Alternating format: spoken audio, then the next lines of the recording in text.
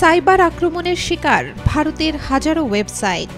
ভারতের সরকারি দপ্তর, বিশ্ববিদ্যালয় ও পুলিশের হাজারো ওয়েবসাইট হ্যাক করা হয়েছে। হ্যাকড হওয়া ওয়েবসাইটগুলোর মধ্যে হরিয়ানা বিধানসভার সরকারি সাইটও রয়েছে। তবে চাঞ্চল্যের সৃষ্টি হয়েছে যখন হ্যাকড হওয়া ওয়েবসাইটে দেখা যায় সেখানে ঝুলছে hacked by Sheikh Hasina banner, আর তাতে প্রদর্শন করা হচ্ছে ২০২৪ সালের ৫ আগস্টের গণ-অভ্যুত্থানে ক্ষমতাচ্যুত প্রধানমন্ত্রী শেখ হাসিনার ছবি। এমনকি শেখ হাসিনা ও ভারতের প্রধানমন্ত্রী নরেন্দ্র মোদীকে নিয়ে ব্যঙ্গাত্মক স্লোগানও লেখা রয়েছে তাতে। এই নিয়ে ভারতে শুরু হয়েছে আলোচনা সমালোচনার ঝড়।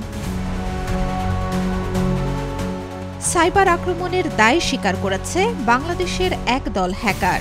সম্প্রতি বাংলাদেশি ওয়েবসাইটে ভারতীয় হ্যাকারদের ধারাবাহিক হামলার জবাবে এই হামলা করা হয়েছে বলে জানান তারা। ওই সাইটগুলোতে ভারতীয় হ্যাকারদের উদ্দেশ্যে অবজ্ঞাসূচক কথাও ছড়িয়ে দিয়েছেন তারা। পাশাপাশি হুমকি দিয়ে বলেছেন, বাংলাদেশের কোনো একটি আইটি অবকাঠামো আক্রান্ত হলে ভারতীয় সাইবার স্পেসকে নরক বানিয়ে দেয়া হবে।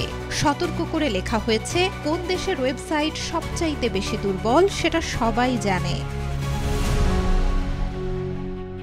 জানা যায়, গত কয়েকদিন ধরেই ভারতীয় হ্যাকাররা নিয়মিতভাবে বাংলাদেশের সরকারি, বেসরকারি বিভিন্ন প্রতিষ্ঠানের ওয়েবসাইটে সাইবার হামলা চালানোর চেষ্টা করে আসছিল।